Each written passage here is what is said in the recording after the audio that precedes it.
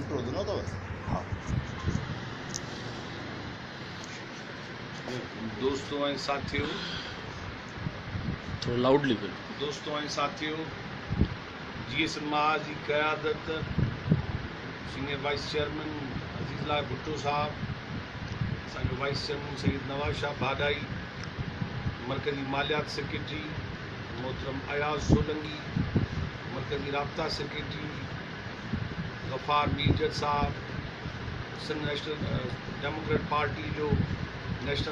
Party जो मरकज़ी general secretary मोहतरम सज्जाद सोलंगी, असां सभु दोस्त हिते जेके अची पहुता आहियूं, जिस्कम जो मरकज़ी सीनियर वाइस चेयरमैन मुंहिंजो भाउ मोहतरम अमजद महेसर,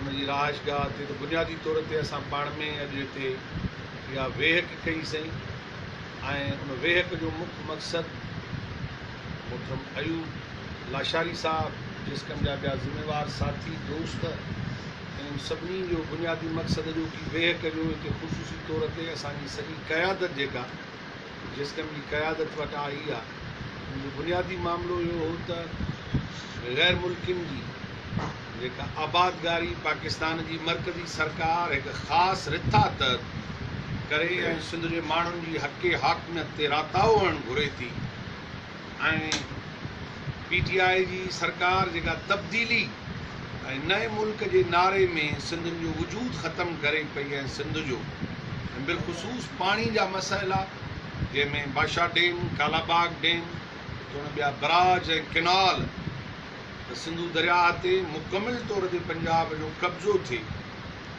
उन मुतलिक़ असां गॾियल तौर ते जिस्कम जी क़यादत वटि मोहतरम सनान ख़ान कुरैशी वटि अॻ में बि हिकु दफ़ो हाज़िर थिया हुआसीं, जिते गॾियल तौर ते इतफ़ाक़ कयो होसीं त गॾियल पुरमन जदोजहद कजे।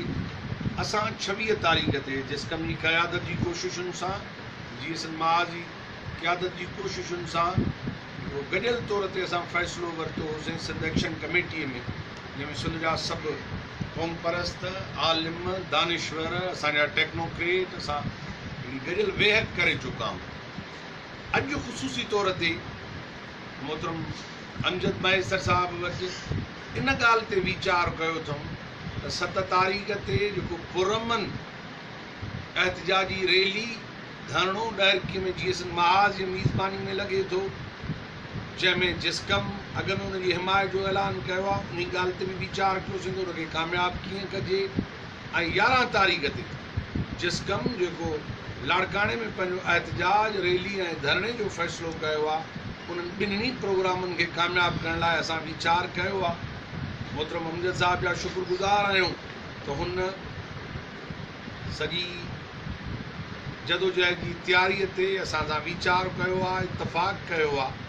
हिन वक़्तु सिंध जा माण्हू, क़ौमी कारकुन, अदीब, दानिश्वर, सिंध जे कानूनदाननि जे आॾो इहो अर्ज़ु आहे त फ़िक्रे साईं GMC सां लाॻापियल धुरियूं तोड़े सिंध एक्शन कमेटीअ में शामिलु धुरियूं असां गॾियल तौर ते इहो वीचार कयो आहे त मामिलो टेक्निकल कमेटियुनि जो न आहे त इंजीनियरिंग जी अख सां ॾिसिजे त बादशाह डेम दुरुस्त आहे ऐं कालाबाग डेम ग़लति आहे। असां दरियाह जे वहुकुरे सिंध जी बका, समुंड खे रोकणु, कराची, ठटे ऐं बदीन खे ॿुॾण खां बचाइणु ऐं सिंध जे माण्हुनि खे पंहिंजो दरिया वापसि वठी ॾियण लाइ जेका जदोजहद कयूं था, उनजो मुख्य नुक़्तो इहो आहे त सभु डैम, किनाल सिंधु दरिया ते राताहो ऐं धाड़ो आहिनि जेके असांखे क़बूल न आहिनि। बादशाह डेम मां सुरंगूं निकिरी सघनि थियूं, जॾहिं तरपेला डेम जो पाणी पंजाब सिंध खे नथो ॾे त पोइ बादशाह डेम जो पाणी किथे मिलंदो। जॾहिं चश्मा झेलम लिंक केनाल ग़ैर क़ानूनी बंदि नथा कनि, थल केनाल बंदि नथा कनि, 91 जे ठाह ते पाणी नथा ॾियनि, हर ठाह ऐं मुआइदे जी हिन मुल्क जे हुक्मराननि लताड़ कई आहे। को असांखे हिननि जो ऐलान क़बूल कोन्हे। जेके कम अथनि से ग़ैर क़ानूनी आहिनि। सिंध जे माण्हुनि खे उथिणो पवंदो त धारिया पंहिंजे मुल्क वञनि। पाकिस्तान जे ॿियनि इलाइक़नि खां आयल माण्हुनि खे PP सरकार 18 तरमीम जे ज़रिए वर्क परमिट जो कार्ड ॾे ऐं कानून साज़ी करे पाणी जो हक़ असांजो ऐं असांजो हिसो असांखे असांजे दरिया जी मालिकी जो इख़्तियार असांखे ॾिनो वञे।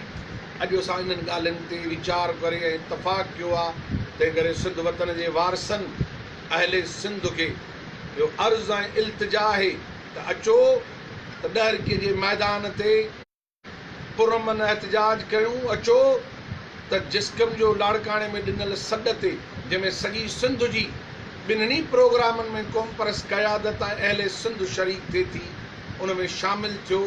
हर विख हर क़दम ॾहरकी ऐं लाड़काणे तरफ़ हुजे, इहा दावत अर्ज़ु रखूं था। तव्हांजी महिरबानी। जीअं सिंध देश। महिरबानी।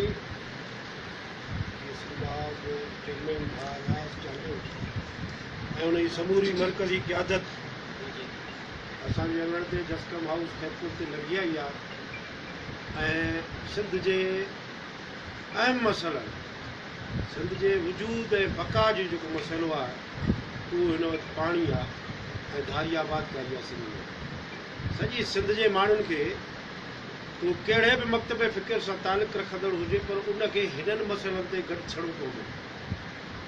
दरियाए सिंध सिर्फ़ु GS वारनि जो मसइलो न आहे।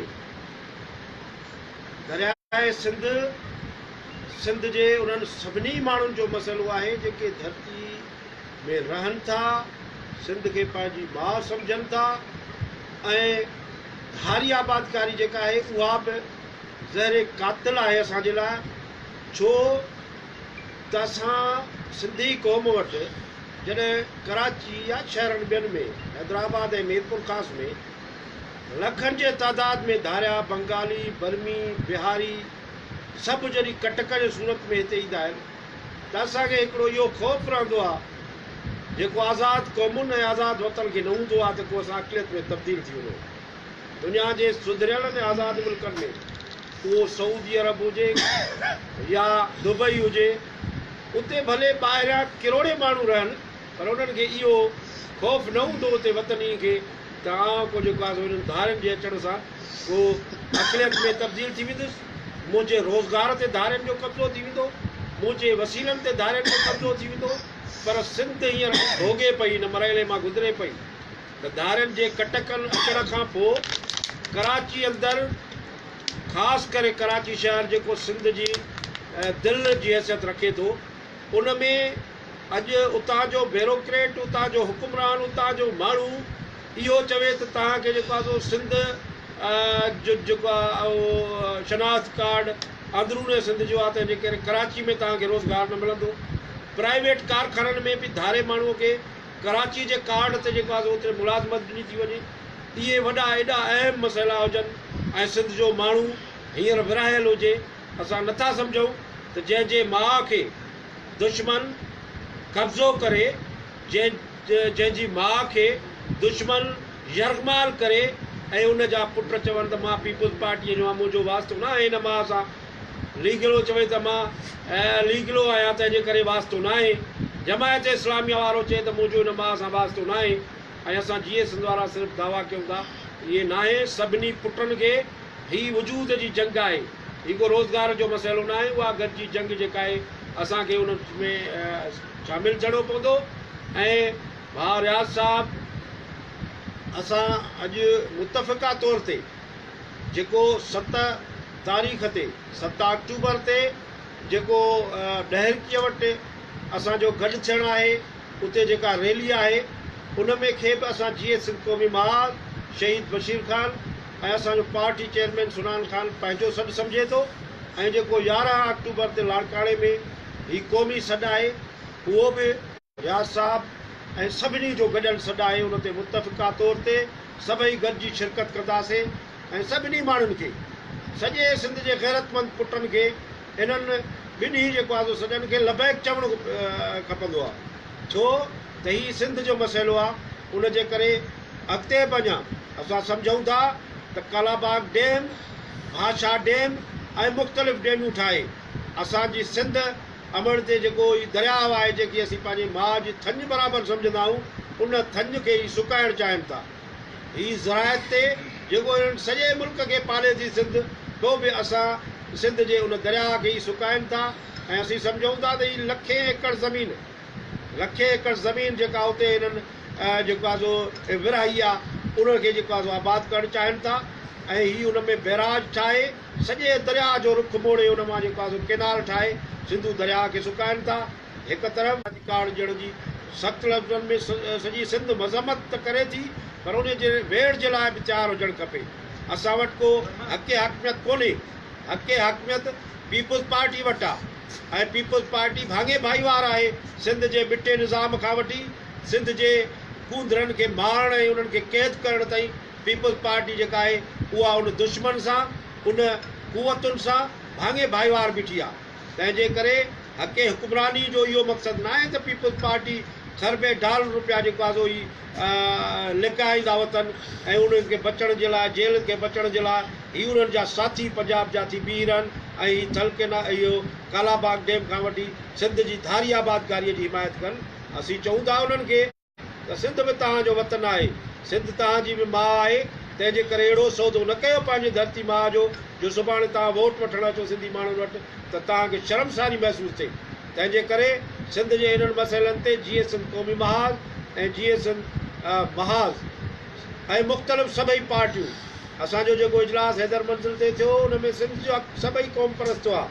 हुन में सभई सम्झनि था उहे सभई माण्हू मौजूदु आहे ऐं उन्हनि गॾियल हिकमत अमली ठाहे सिंध जो ही केस खणण जो वचन कयो आहे। असां सम्झूं था त हीअ जेके ॿ वॾा एहतिजाज आहिनि जेको 7 तारीख़ ते 7 अक्टूबर ते ॾहरकी में ऐं 11 अक्टूबर ते लाड़काणे में इहे करे पोइ हिकिड़ी वेब थींदी कराची में जंहिंमें सभई क़ौम परस्त गॾिजी सभई सिंध वतन जा मालिक गॾिजी हिननि जे लाइ अहिड़ी स्ट्रगल हलाईंदासीं अहिड़ी जिदोजहद हलाईंदासीं जो सॼी सिंध गॾिजी वेंदी। ऐं असां दानश्वर तबिको हुजे पोरियत तबिको हुजे या कहिड़ा बि माण्हू हुजनि बैरोक्रेट हुजे उनखे बि अपील था कयूं त हीअ जेके वतन जी मालिक जी जंग आहे हिन में सभई असां सां शामिलु थियो ऐं हिननि एहतिजाजनि में हिननि धरणनि में हिननि मुज़ाहिरनि में सभिनी खे गॾिजी शिरकत जी अपील कयो। रियाज़